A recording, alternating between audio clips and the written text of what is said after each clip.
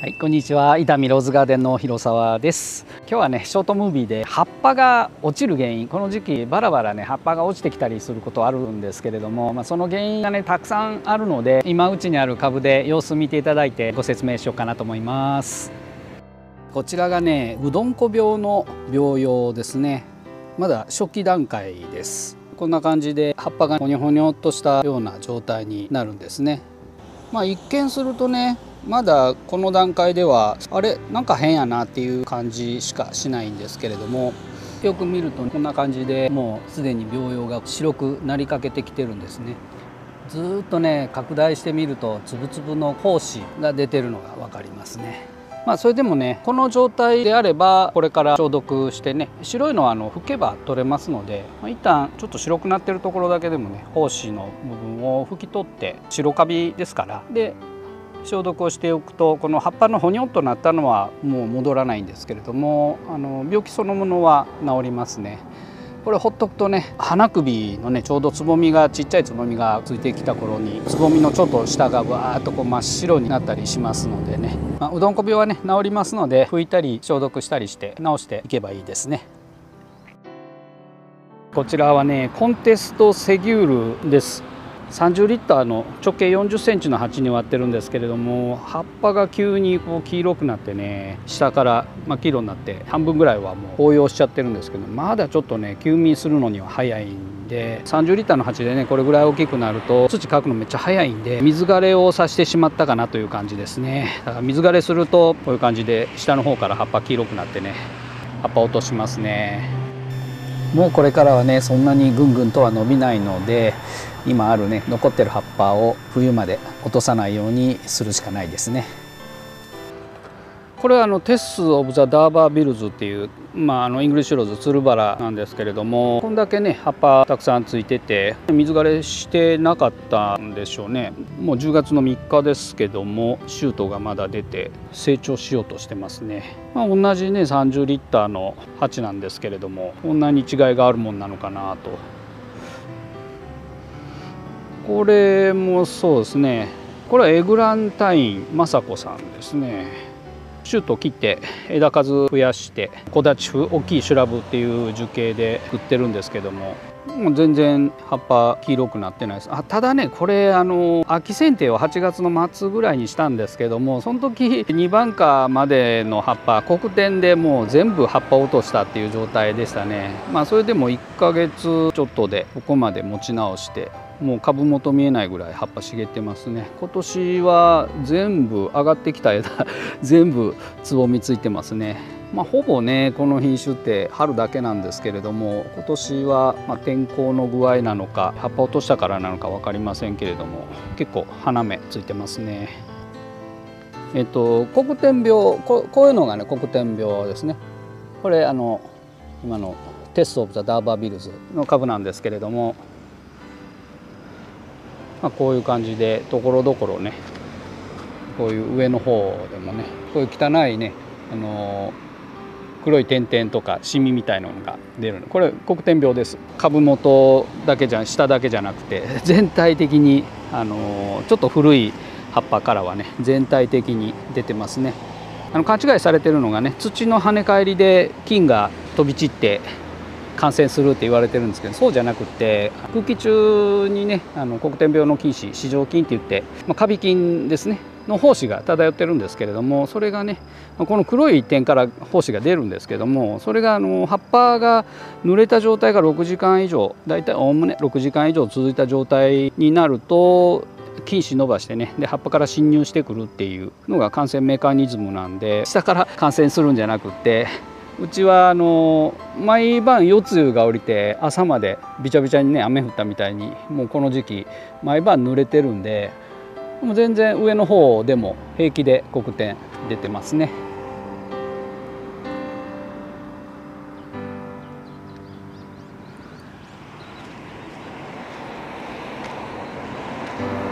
それにしてもねこれなんか変なんですよね。7月ぐらいに咲いた古い枝全部切ってシュートだけにしてるんですね。これ全部シュートなんです。古い枝がそんなに多いわけではないのでね、葉っぱの数もめちゃめちゃ多くはないのに、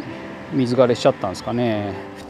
コガネムシの幼虫がもし入った場合はね、根っこを食べてしまって根っこがなくなっちゃって、それで水枯れするっていうことはよくあるんですけどね。あとテッポウムシですよね。テッポウムシがこう入り込んで、ずっとこうトンネル作って、導管がみんな切れてしまうとね、当然水が上がらなくなって水枯れ症状が出るっていうこともあるんですけどね。こう見てもノコクズそんな出てないし、カミキリムシでもなさそうなんですね。おそらく水枯れ一回カラカラに乾いちゃったんかなと想像しておりますが、あと葉っぱを落とす原因ってね、いろいろあるんですけれども、今出てないんだけど、ベト病っていうのがありましてね、特にこういう中山間地で寒いところで、夜すごい湿度が上がるところですね、夜露がもう毎晩降りるっていう、そういうところはね、これはアランティッチマーシュなんですけれども、こういうふうにワシャワシャっていっぱい葉っぱが茂ってるやつが朝来たらバラバラってみんな落ちるという、で下がね葉っぱ敷き詰めたような緑の絨毯になるっていうような、葉っぱの落ち方します。黒点病とかね、水枯れで落ちるような葉っぱの落ち方とはもう全然比べ物にならないベト病の葉っぱの落ち方っていうのは恐ろしいものがありますね。今のところ大丈夫なんですけどね、こうやってちょうど涼しくなってきた時、春先とね4月とそれから10月っていう感じですかね。だいたいね感染するのすごい早くて、湿度がもう 100% 近いような日、それで、夜ですよね、結構寒くて、で風がない時、そういう条件の時に一気にベト病は広がりますね。平地ではほとんど出ることがない病気ですけれども、中山間地、こういう夜寒いところでね、出る病気ですね。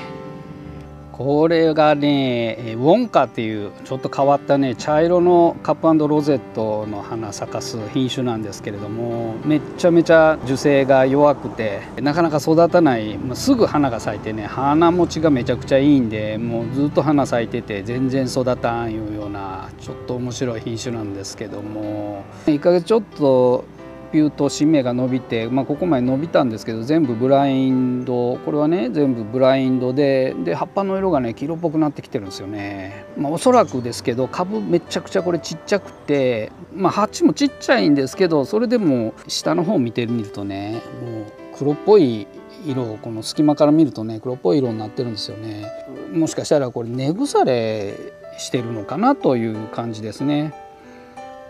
だから株の大きさに対して土の量が多いと、鉢植えの場合ねしょっちゅう水やるもんだから下の方がびちゃびちゃになってしもててね、結局根が伸びない。それから肥料濃度が高いと余計なんですよね。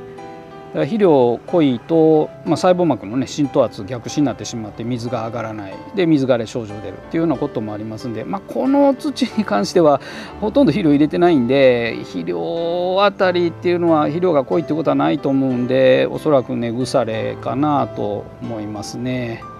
見ての通り結構シャポシャポの感じでね、水はけいい土にはしてるんですけど、それでもやっぱり株の成長が悪いとバランスがね良くなくて、こうやって調子悪くなるっていう、まだ枯れるほどじゃないんですけどもね、ということもありえます。はい、というわけで今日は葉っぱを落とす原因、全部じゃないんですけどもいくつかを今ある株でねご説明してみました。ちなみにこちらはピース、メーカーピースです。もう絶対黒点が出るという品種ですね。割と若い今咲いてる花枝にももう黒点出てきてますね。もううちではいくら消毒してもピースはね黒点を防ぐということはまず不可能な品種ですね。でもいい花咲いてますよね。このちっちゃい1リッターの土ですけれども結構大きい花咲いてます。こちらちょっと開ききってますけれども、枝代わりのシカゴピースですね。綺麗ですよね。でこいつもやっぱり黒点出ます。白いプチプチは消毒です。リドミル、ベト病の薬ですけどね、リドミルの汚れですね。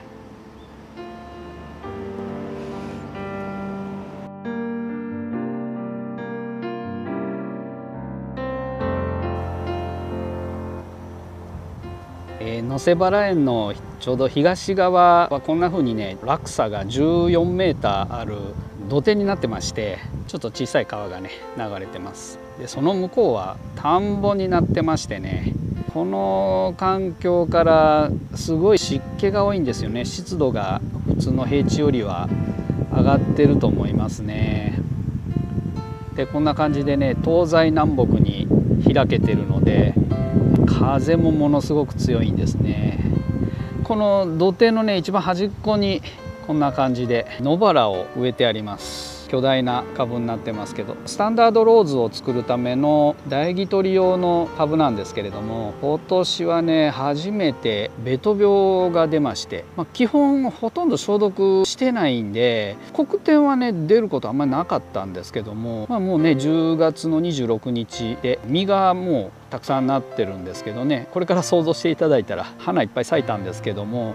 見事にその後ある程度シュートが出てわーって茂ってる状態の時にベトが出て、気がつけば葉っぱが全然ない状態になりました。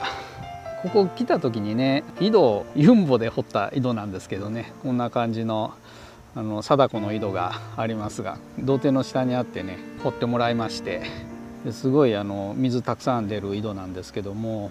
ここからずっと上に引っ張り上げて3000リッター入る3トンのね貯水槽っていうんですかね、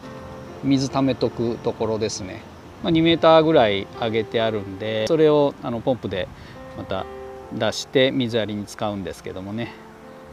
これがねベト病の典型的な葉っぱですね。残った葉っぱねこんな感じで汚いこういうシミになりますね。ベト病です。ほとんどの葉っぱはねもうこの枝つつる手になってしもて黒くならずに緑のまま落ちるんですね。で残った葉っぱがねこういう紫の汚い斑点が出るんですね。一見するとね黒点病に似てるんですけども、これがベト病の病様ですね。この状態になるとねやっぱり葉っぱを落としてるんでシュートある程度の太さにはなってるんですけども、ちょっと接ぎ木に使っても活着があんまり良くないかもしれないですね。木質部がねあんまり太ってなくて髄の大きい枝になってる可能性がありますね。要は葉っぱが落ちて光合成ができなかった分枝が充実してないという状況になりますね。